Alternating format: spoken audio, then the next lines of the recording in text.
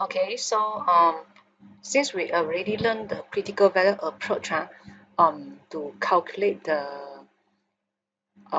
to carry out the test, right? Okay, so for today's video, we are going to focus on another method now. So I'll call it as p-value approach.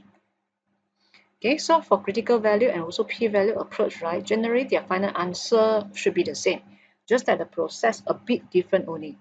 All right, so for critical value, that critical value is the value of z. That means when you find out the critical value from the table, from the normal table, this is actually the value of z. Okay, so instead of finding out the value of z, p-value approach, generally they focus more on probability. So the p-value here means probability.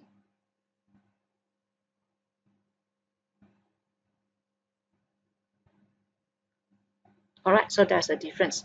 Okay, all right, so for p-value approach, the idea and everything generally are still the same.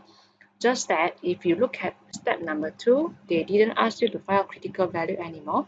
They only want you to list out the alpha.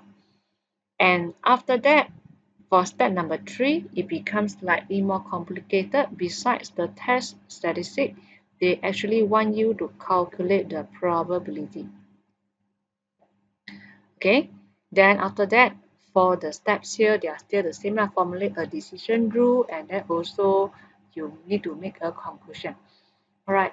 Okay, so you will see that it is a bit different for step 2 and step 3 for p-value approach. In exam, you can use either one of them. For normal distribution test, normally in our marking scheme, they are using the critical value. All right, and then for Poisson and binomial, generally we are focusing on the probability only. Right, so both methods are equally important because they will be used in our test. Both of them will be used in the syllabus. Okay, all right, so I will discuss a few examples here by using the p-value approach with all of you. Okay, then after that you can attempt a few examples on your own. All right. Okay, so we are still taking the same example so that you can make a simple comparison. So I will straight away start from example 2 in our notes. So now we are focusing on the column on the right, okay, which is about the p-value approach. Okay, so for the process, right, you still read the question as normal. And then if you continue with, if you want to, again, you just follow exactly what you did for your critical value approach. So that means I'm having null hypothesis, I'm having the alternative hypothesis also for example 2. So for the null hypothesis, it will be mu equals to 100. Okay, and then for alternative, it will be mu non equals to 100. So this is a two-tailed test, right? Okay, then after that, you just write out the sentence. So the sufferer from particular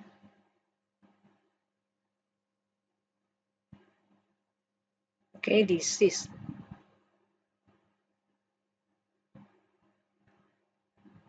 differ in mean from general population. From general population.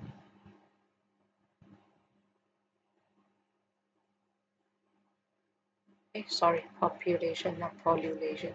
Population.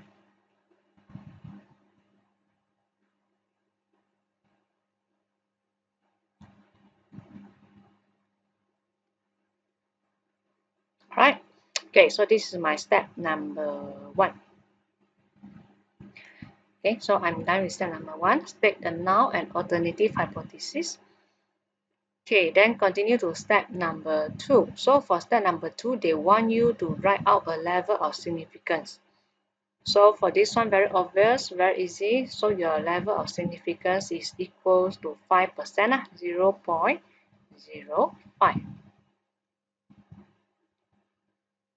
Okay, all right, then I'm still drawing the normal graph. Although I no need to find out the critical value, but to me, I would prefer to draw a graph so that I can use it to refer to my final decision. to decide my final decision later easier. So this is a two-tier test, right? So I'm having two rejection region. Okay, so this rejection region should be 0.025, and this one also 0.025.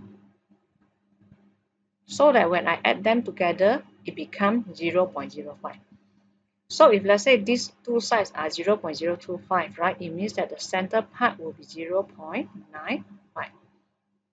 Okay, so I just write out roughly, draw out roughly, okay, the area and everything. Okay, then I proceed to step number 3. So step number 3 means that they want you to identify and calculate the test statistic. And after that, calculate the probability. Okay, so you need to do two things. The first one is calculate the test statistic. Another one is calculate the probability. Okay, so again, you need to calculate the mean first, right? Because they didn't give you the mean, so you need to calculate the mean first. Okay, then divided by 10. So this is your sample mean, which is 108.5. Then you calculate your test statistic.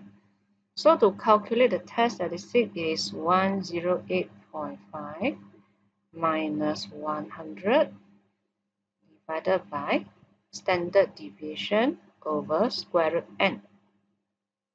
So your test statistic should be 1.792. Okay, so this is my third step and haven't completed yet because I now already calculated the test statistic. The next one, I need to calculate the p-value, the probability. So to calculate the probability p-value, for this example, I'm going to use z greater than 1.792.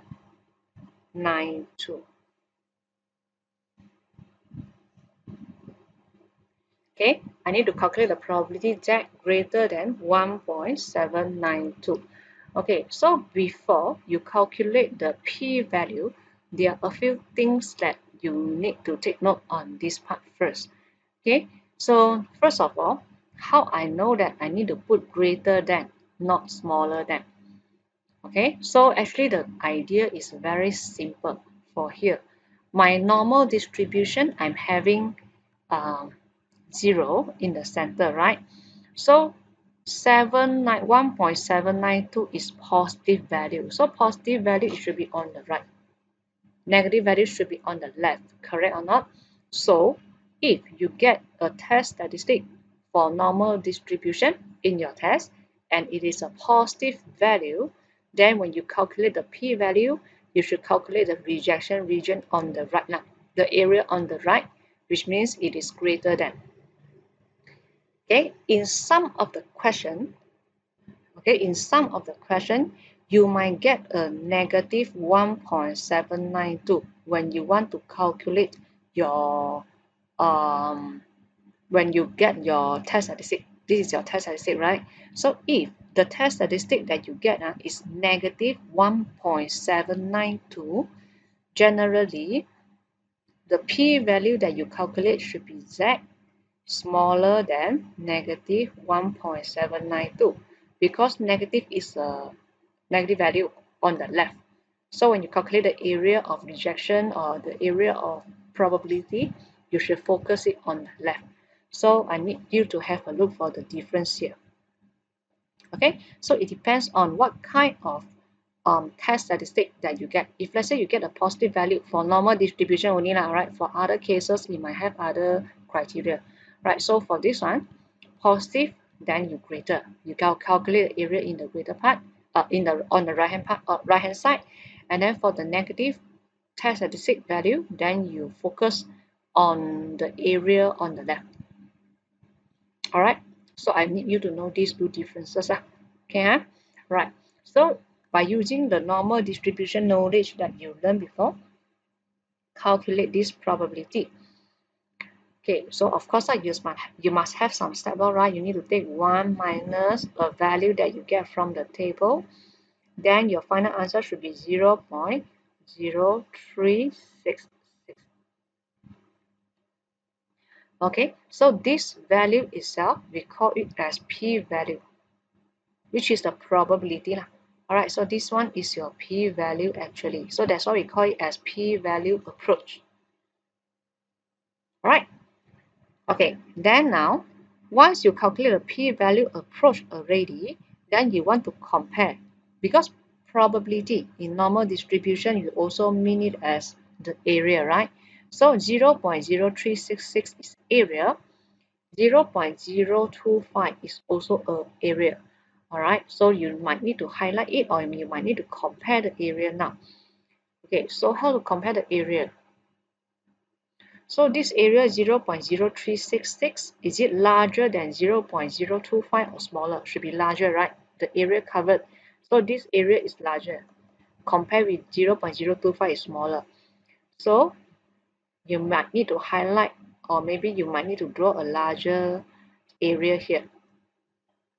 Okay, so which means this area itself, the light blue color one or the highlighted part, this area is 0.0366. So again, p-value is about the area. So when you want to put it into your graph, you need to consider it truth area. So 0.0225 is a smaller area. Okay, 0.0366 is a larger area. All right. Okay, so once you draw the area already, then you look at the borderline here of the area. So this borderline, is it in the rejection or acceptance region?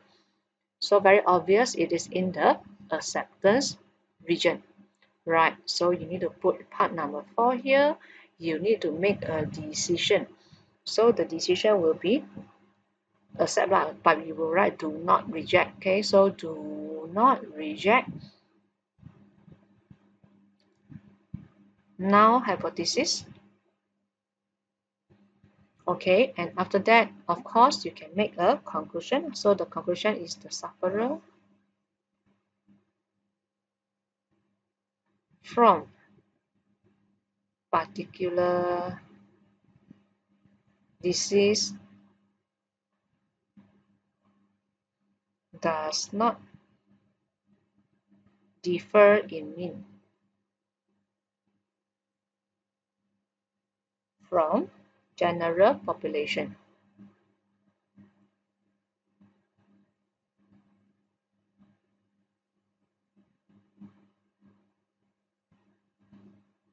Right, so this is what we have. Okay, so no matter you are using the critical value approach or p-value approach, right, generally the final conclusion should be tally one, should be the same. It shouldn't be different. Okay, all right, so which one you prefer, it depends on you. Generally, in my opinion, both methods are equally important. So I will prefer you to learn both. Okay, so I will prefer you to learn both. So if I cancel off, if you compare, generally you will see that the steps more or less are the same one actually.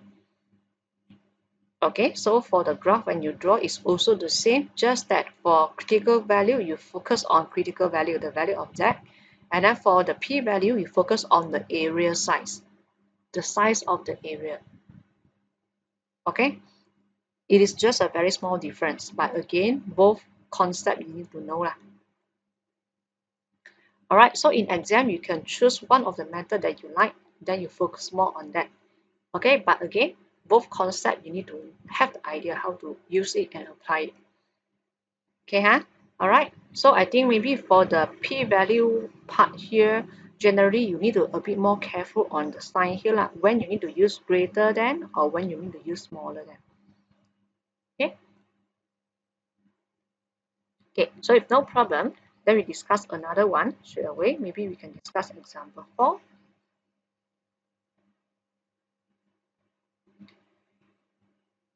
Okay, so for example, for again, if let's say you go through with the detail and everything, then you will see that the steps, the step number 1 is the same. So I'm not going to repeat anymore. Alright, so maybe you focus on step number 2. So for step number 2, they want you to select a level of significance. So again, the significant asking for this question is 1%. Therefore, the alpha is equals to 0.01. And then you need to draw then you need to draw a graph. Just wait for a while. Okay, so you need to draw a graph here. Okay.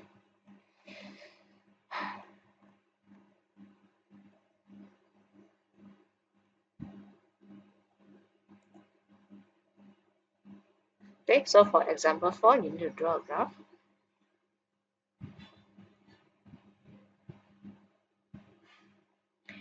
Okay, so since the alternative hypothesis for example 4, right?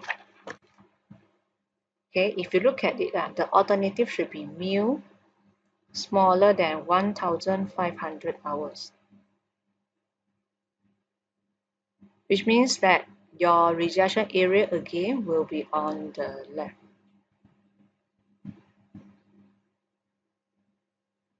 All right.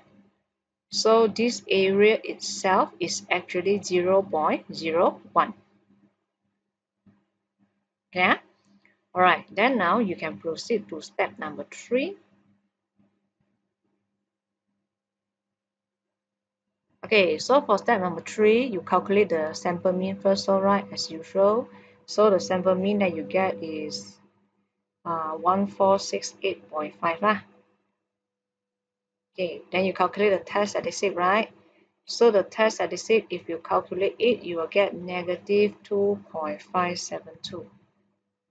Okay, so again, as what I told you before, because your value, your test statistic value is negative, right?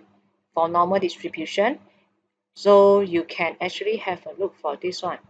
That if you want to find out the p-value, it should be smaller than negative 2.572. So the value positive, negative, okay, give you a hint about the sign here, the symbol here, whether it is smaller or greater than. So another way that you can decide the sign here is this one, the alternative hypothesis, smaller. So usually this is smaller also. Okay, all right. So this is another method for you to decide. Okay, so in the previous example, you cannot use the sign because you are having non-equal. So non-equal, then you have to look at the value itself, like whether is it positive or negative to decide whether it is smaller or greater. But for this example, it is a one-tail test. So smaller, usually it will hint you also that this is smaller, then usually this value will be negative. Okay, so you can use this concept to calculate the p-value. So if you follow the step, it should be 1 minus again a value that you get from the table, then your p-value should be 0.00506 or 0.0051. It is a very, very small area. Okay, then after your p-value, this is your p-value, right? You need to imagine this area 0.0051 and also the area 0.01. Which one is larger and which one is smaller? So very obvious, 0.0051 is smaller, right? The area. So this blue color part will be 0.0051. And if you look at the borderline of this area 0.0051, it is located in the rejection region. Okay, so since this borderline is located in the rejection region, therefore your conclusion should be reject the null hypothesis. And after that, of course, you can make a conclusion.